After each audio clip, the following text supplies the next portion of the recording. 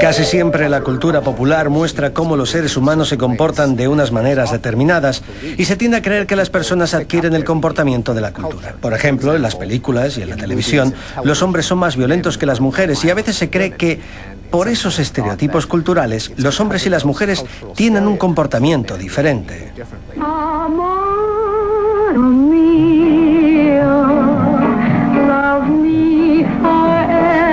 Pero, por supuesto, puede que suceda al revés.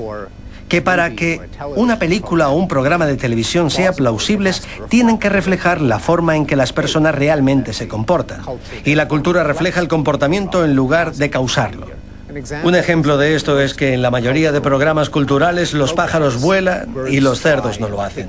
Pero esto no quiere decir que los pájaros aprendan a volar a través de la televisión y los cerdos no.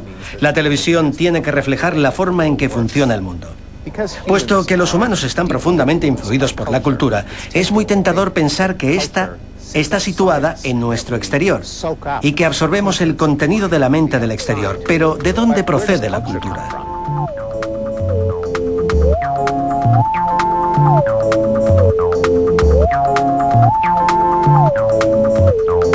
Es fácil caer en la trampa de pensar que si algo es producto de la evolución, debe presentarse desde el momento del nacimiento. Y si no, es que es algo aprendido, algo externo a nuestra naturaleza. En realidad es absurdo. Las niñas nacen sin pechos y los niños sin barba, pero eso no significa que aprendamos a tener pechos o barba. ¿Por qué iba a ser distinto con las conductas? Al fin y al cabo surgen de programas cerebrales que también pueden madurar en cualquier momento del desarrollo. ¿Es el estereotipo del hombre duro el que hace que los niños aprendan a no llorar? ¿O por el contrario, este estereotipo refleja el desarrollo normal de la conducta masculina? Existe la convicción generalizada de que adquirimos nuestro comportamiento imitando unas pautas que dicta nuestra cultura. Pero, ¿de dónde procede esta cultura?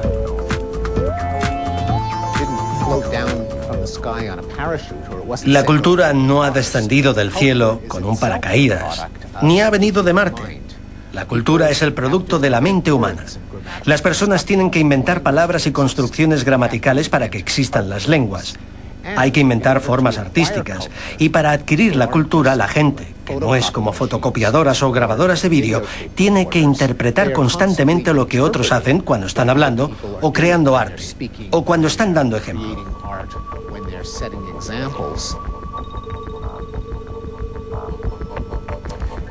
Está claro que parte de la cultura que afecta a las personas se aprende imitando a otras personas. A veces se cree que esto demuestra que la naturaleza humana no existe, que todo se obtiene de la cultura.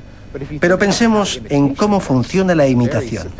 Es un proceso muy sofisticado que requiere una gran cantidad de circuitos innatos en el cerebro para poder funcionar. Para poder imitar hacen falta muchas habilidades cognitivas que permitan leer la mente de otras personas. La imitación requiere la capacidad de imitar, que es algo muy complicado. De forma que la misma cultura requiere unas habilidades muy complejas dentro de la mente para crearla y transmitirla.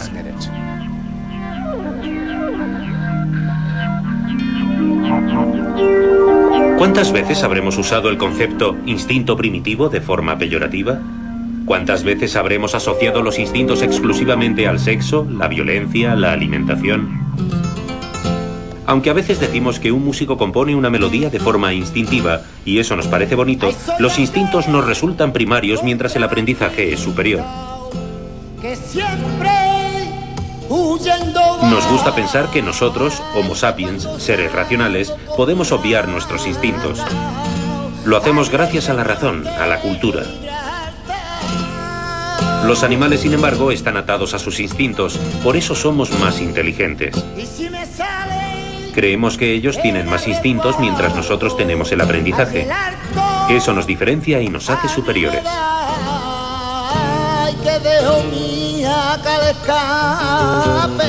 ¿Que el instinto es algo que solo se observa en los animales y el aprendizaje solo en los seres humanos? Estamos empezando a comprender que el aprendizaje se da en todos los animales, incluso en la mosca del vinagre y el gusano de tierra, de forma que el aprendizaje no es lo que hace especiales a los humanos. Y al revés, Los seres humanos tienen probablemente más instintos que los animales, en vez de tener menos instintos. Tenemos un instinto para la probabilidad, un instinto para el lenguaje, otro para el sexo.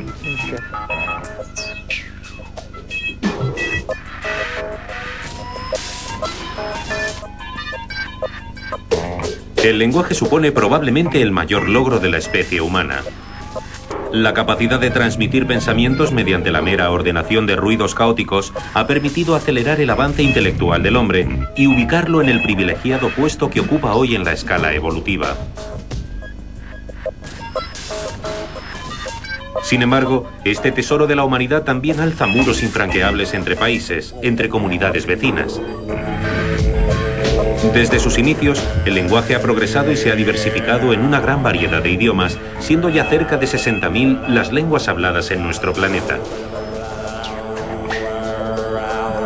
La lengua es concebida hoy como uno de los signos más distintivos de las muchas civilizaciones presentes. Una bandera emblemática que se custodia, mima y defiende a ultranza.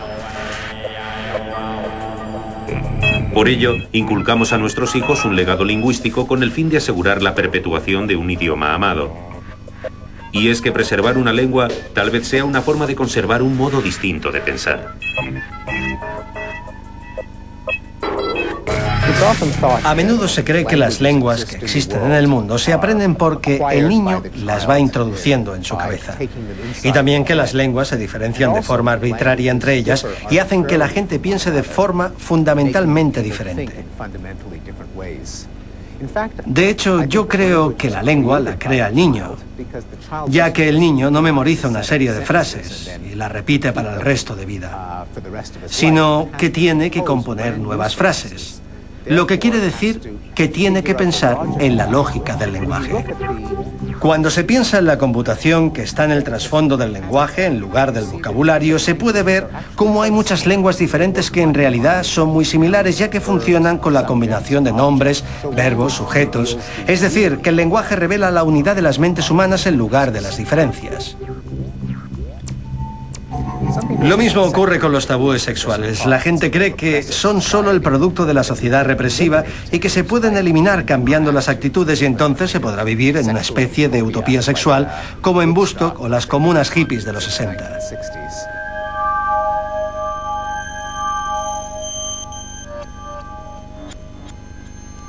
Hace unos 40 años surgió en Estados Unidos un movimiento antibelicista y antidogmático que pronto consiguió adeptos en muchos otros países desarrollados. Se trataba del movimiento hippie. Bajo el lema "Haz el amor y no la guerra", los hippies concibieron el sexo exento de tapujos. Lo liberaron del pudor al que la sociedad de entonces sometía. El amor libre no duró mucho y las restricciones sociales devolvieron de nuevo al sexo al terreno de la intimidad. ¿Pero es concebible un mundo desinhibido sexualmente?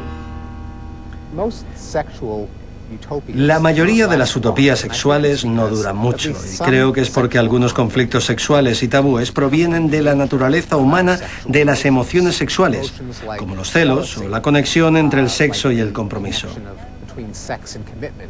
A menudo hay terceros que muestran interés en la sexualidad. A los padres les preocupa que sus hijos tengan relaciones sexuales. A los rivales románticos les molesta que otras personas tengan relaciones sexuales. Y en la propia pareja es posible que tengan unas ideas muy diferentes sobre la naturaleza de su relación.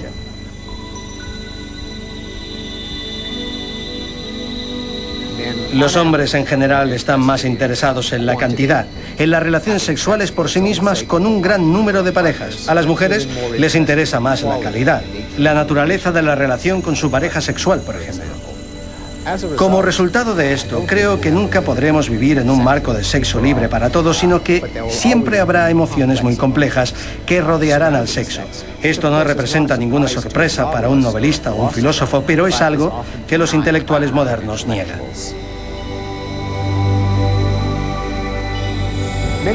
Muchas personas progresistas rechazan la idea de la naturaleza humana porque temen que si consideramos que las personas arrastran la carga del pecado y fallos como el egoísmo o la ambición o el sexismo o el prejuicio, esto los haría inalterables. Cualquier esperanza de mejorar la sociedad representaría una pérdida de tiempo. ¿Por qué intentar hacer del mundo un lugar mejor si la gente está podrida hasta los huesos y hará trampas hagas lo que hagas? Pero esto es un non sequitur, porque la mente no tiene solamente una parte, sino muchas, y unas pueden compensar a las otras. De manera que incluso si una parte de la mente es egoísta y estrecha de miras, hay otras partes de la mente que pueden aprender lecciones de la historia, que pueden simpatizar con otras personas y darse cuenta de su dolor, y pueden controlar el comportamiento de tal manera que se maximice el bienestar humano, incluso a pesar de que podamos tener debilidades que lo hagan difícil.